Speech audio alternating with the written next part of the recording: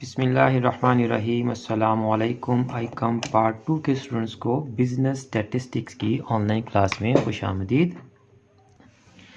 तो हमारा जो आज का टॉपिक है वो मॉड है जी। मॉड अर्थमेटिक मीन हमारा कंप्लीट हो चुका है, कंबाइंड और वेटेड मीन भी हम कर चुके हैं।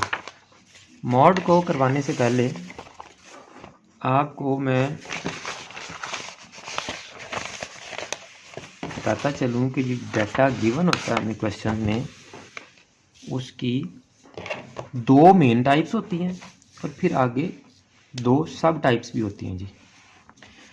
आपका जो डाटा होता है ये अब हम इनको डिटेल से अपनी जो स्टार्ट वाली वीडियोस थी या स्टार्ट वाले लेक्चर्स में हम इसको डिटेल से डिस्कस कर चुके हैं। आपका दो टाइप का डाटा होता है जी। मेन टाइप्स दो ही होती हैं, अनग्रुप्ड एंड ग्रुप्ड डाटा।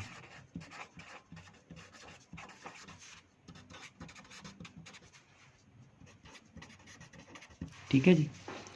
अब ये जो आपका ग्रुप्ड डाटा है इसकी दो मज़ीद क्लासिफिकेशन हो जाती हैं। आप में से कोई बताना पसंद करेगा?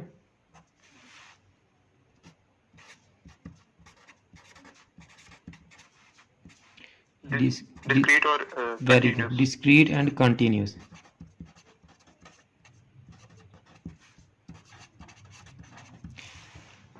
अब अनग्रुप्ड और ग्रुप्ड की मैंने आपको पहचान करवा दी थी बड़ी अच्छी तरह, जब हमने जो है वो क्या किया था, अर्थमेटिक मीन को शुरू किया था। अनग्रुप्ड में फ्रीक्वेंसी नहीं होती और ग्रुप्ड डाटा में फ्रीक्वेंसी होती है। ऐसे ही है, ग्रुप डाटा में फ्रीक्वेंसी होती है और अनग्रुप्ड में फ्रीक्वेंसी नहीं होती। अब ये जो डिस्क्रीट डाटा है, एक तो ये डिस्क्रीट वेरिएबल पर मुश्तमिल होता है और इसकी कंडीशन भी हमने पढ़ी थी। इधर फ्रीक्वेंसीज दी होती हैं आपको और इधर सिर्फ आपको सिंगल वैल्यू दी होती है, सिंगल वैल्यूड क्लास होती है इसमें। ऐसे ही है। अब कंटिन्यूस की भी आगे दो क्लासिफिकेशन हम कर सकते हैं, class limits and class boundaries. चलिए मैं कर देता हूँ। इधर भी एक होती है, वन टाइप इसकी होती है क्लास लिमिट्स की। इधर आपको फ्रीक्वेंसी दी होती है 2, 3, 8 और 5। उधर आपको क्लासेस दी होती हैं 0 से 9, 10 से 19, 20 से 29 एंड 30 से 39। और सेकंड में आपको क्लास बाउंड्रीज गिवन होती हैं। है तो एक ही चीज़, लेकिन मैंने आपको डिटेल्स इसलिए, यहाँ मेरे पास क्या होगा, क्लास बाउंड्रीज। क्लास लिमिट्स और क्लास बाउंड्रीज का डिफरेंस भी हम डिटेल से सीख चुके हैं, 5, 3 और 8 जी। यानी क्लास लिमिट्स में आपकी एक क्लास की अपर नेक्स्ट क्लास की लोअर से डिफरेंट होती है और क्लास बाउंड्रीज में आपकी एक क्लास की अपर नेक्स्ट क्लास की लोअर वैल्यू सेम होती हैं दोनों जी। तो ये इस तरह से कुछ हमारे पास क्वेश्चन आ सकता है। तो डाटा जो हमारे पास गिवन होता है वो अनग्रुप भी हो सकता है, ग्रुप में डिस्क्रीट भी हो सकता है और कंटिन्यूस भी हो सकता है। कंटिन्यूस के क्वेश्चन में आपको क्लास लिमिट्स और क्लास बाउंड्रीज भी गिवन हो सकती हैं जी। अब मॉड के लिए हम सबसे पहले अनग्रुप्ड डाटा के लिए मॉड करेंगे और फिर ग्रुप डाटा का डिस्क्रीट भी आज ही कर लेंगे। यानी मॉड भी हमें फिर इसी तरह से फाइंड आउट करना पड़ेगा। यहाँ मैं अब एक और बना देता हूँ जी,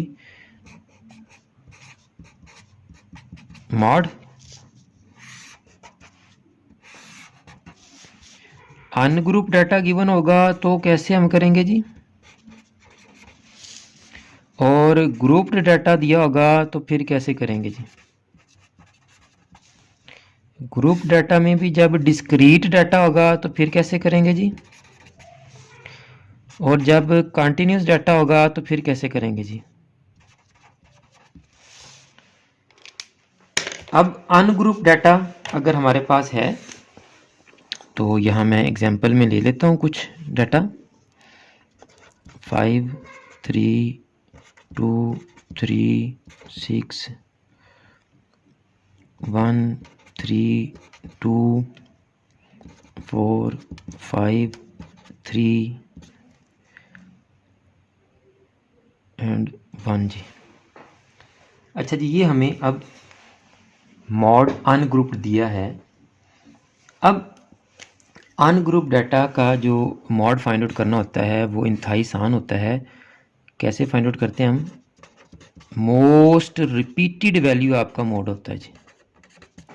मोस्ट रिपीटेड वैल्यू यानी डाटा में जो वैल्यू सबसे ज़्यादा मर्तबा आती है वही हमारा मॉड होगी। अब आप ज़रा डाटा देखें और मुझे बताएं कि which value is repeated the most, कौन सी वैल्यू सबसे ज़्यादा मर्तबा रिपीट हुई है। तो 3 इज़ आर आंसर। तो हमारा मॉड क्या आ जाएगा जी? 3 इज़ मोस्ट रिपीटेड वैल्यू, तो 3 हमारा आंसर है। अब जो mod from ungroup data and mod from discrete data, ये तकरीबन मिलते जुलते हैं, ठीक है। अब यहाँ क्या होगा, हमें फ्रीक्वेंसी दी होगी और एक्स वैल्यूज दी होंगी। अब आपको अच्छी तरह समझ आ जाए, इसी अनग्रुप डाटा को मैं ग्रुप्ड में कन्वर्ट कर लेता हूँ जी। आ जाए जी, इधर आ जाएगी हमारी फ्रीक्वेंसी, टैली साइन से फ्रीक्वेंसी आ जाएगी।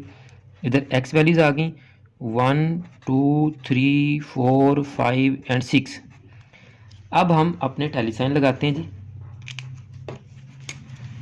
5 की जगह उसका टैली साइन आ गया, 3 की जगह टैली साइन आ गया, 2 की जगह उसका टैली साइन आ गया, 3 की जगह उसका टैली साइन आ गया, 6 की जगह उसका टैली साइन आ गया, 1 की जगह उसका टैली साइन आ गया, 3 की जगह 3 का, 2 की जगह 2 का, 4 की जगह 4 का, 5 की जगह 5, 3 3 1 1। तो यहाँ फ्रीक्वेंसी लिख लेते हैं जी हम। मेरा प्रोग्राम ये था कि मैं इधर ही आपको कंटिन्यूस का फार्मूला भी लिख देता। चलें कोई बात नहीं, इसको हम कर लेते हैं टैली साइन। और ये आपकी आ गई फ्रीक्वेंसी। 1 की फ्रीक्वेंसी क्या है जी? 2 की फ्रीक्वेंसी क्या है? 2 3 की फ्रीक्वेंसी क्या है? 4 की फ्रीक्वेंसी क्या है? 1 5 की फ्रीक्वेंसी 2 एंड 6 की फ्रीक्वेंसी 1। देखें जी, उसी क्वेश्चन को हमने ग्रुप डाटा में कन्वर्ट कर लिया।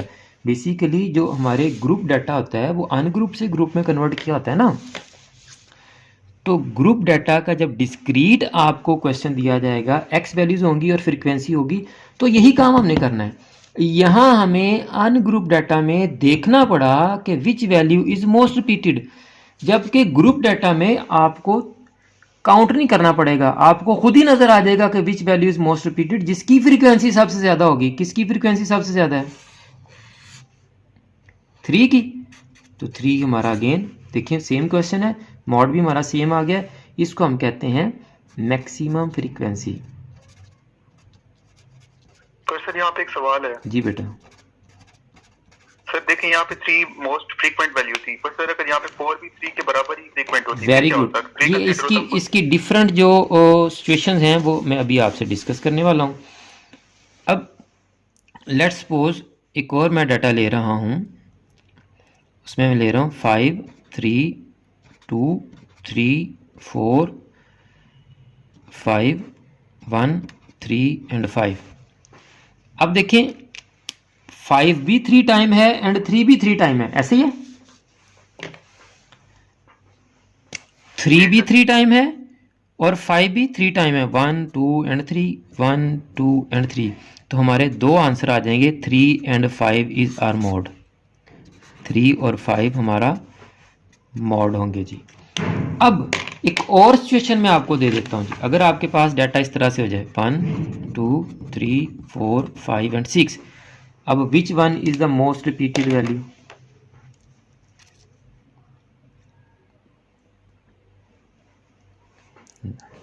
तो इसमें आई थिंक 6 को कंसीडर करेंगे। किसी को कंसीडर नहीं करेंगे, इसमें हमारा आंसर 0 भी नहीं होगा, हम लिखेंगे नो मॉड। क्या आंसर होगा हमारा? नो मॉड, कि इसमें कोई भी वैल्यू रिपीट नहीं हो रही, मोस्ट रिपीटेड कोई वैल्यू नहीं जी। तो ये आज हमने अनग्रुप डाटा का मॉड भी सीख लिया। मोस्ट रिपीटेड होगी, अगर मोस्ट रिपीटेड एक से ज़्यादा होंगी तो 2 आंसर आ जाएंगे, अगर 3 मोस्ट रिपीटेड होंगी तो 3, यानी मोस्ट रिपीटेड से ये नहीं मुराद के 5 अगर 3 टाइम आया है, 3 4 टाइम आया है, तो 4 3 टाइम आया है, तो ये सारे मोस्ट रिपीटेड हो जाएंगे। तमाम की वैल्यूज़, तमाम की रेपिटेशन जो हो रही है, जो जितनी दफ़ा आ रहे हैं वो सारे के सारों की तादाद भी बराबर हो। यानी कि हमने यहाँ देखा 3 भी 3 टाइम आया, 5 भी 3 टाइम आया। अगर 3 3 टाइम है, 5 4 टाइम है, तो 5 इज़ द मोस्ट में से सबसे मैक्सिमम वैल्यू जो रिपीट हो रही है उसको लेना है, सबसे मैक्सिमम टाइम जो हो रही है, तो वो 1 होगी। बिल्कुल ऐसे ही है जैसे क्लास में बाज़ दफ़ा आप देखते हैं कि फर्स्ट पोजीशन पे 2-2 स्टूडेंट्स आ जाते हैं, सेकंड थर्ड में किसी ना किसी पोजीशन पे 2-2। वो क्यों आते हैं? जब नंबर उनके इक्वल होते हैं तभी आते हैं ना। ये नहीं एक नंबर के फ़र्क से 2 फर्स्ट तो नहीं होंगे ना, या एक नंबर के फ़र्क से 2 सेकंड या 2 थर्ड तो नहीं होंगे ना। जब दोनों के बराबर होंगे, यानी जब इनकी अक्रंस बराबर होगी, तो 2 वैल्यूज़ की अगर अक्रंस बराबर है तो 2 मॉड हो जाएंगे, 3 वैल्यूज़ की अगर अक्रंस बराबर है तो 3 मॉड हो जाएंगे, 4 वैल्यूज़ की अगर अक्रंस बराबर है तो 4 मॉड हो जाएंगे। यानी कि मॉड के आंसर आपके एक से ज़्यादा आ सकते हैं। और अगर आपकी कोई वैल्यू रिपीट ही ना हो रही हो तो फिर हम उसको कह देंगे आंसर में नो मॉड। ठीक है जी। और डिस्क्रीट डाटा जब आपके पास होगा तो जिस वैल्यू की फ्रीक्वेंसी सबसे ज़्यादा होगी आपका वही वैल्यू आंसर होगी जी। ठीक है जी। ग्रुप डाटा, कंटिन्यूस डाटा, इसका क्वेश्चन हम इंशाल्लाह कल करेंगे। आज के लिए इतना ही। एक दफ़ा मैं क्विकली ज़रा इसको जो है जो आपके लिए रिपीट कर देता हूँ कि मॉड का क्वेश्चन अगर आपको अनग्रुप डाटा दिया होगा तो आपने मोस्ट रिपीटेड वैल्यू लेनी है। अगर एक से ज़्यादा वैल्यूज़ इक्वली रिपीटेड हो रही होंगी, ठीक है, यानी दोनों की अक्रंस या तीनों की अक्रंस सेम होगी, तो फिर 2 या 3 आंसर भी हमारे आ सकते हैं। और अगर कोई वैल्यू रिपीट नहीं हो रही होगी तो फिर हमारा नो मॉड होगा। और अगर आपको क्वेश्चन में डिस्क्रीट डाटा दिया है तो मैक्सिमम फ्रीक्वेंसी जिस वैल्यू की होगी वही वैल्यू हमारा मॉड होगी जी। ठीक है जी। जी सर ठीक है। अकाउंटिंग की तरफ चलते हैं जी।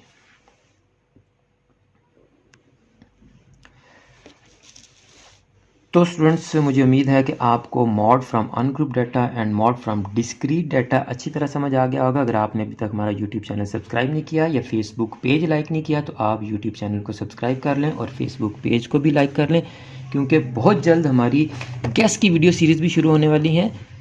मेरी दुआ है कि अल्लाह पाक आप तमाम स्टूडेंट्स को इंतहाई अच्छे नंबरों से कामयाबी अता फरमाए। मुझे भी अपनी दुआ में याद रखा करें। जज़ाकल्लाह।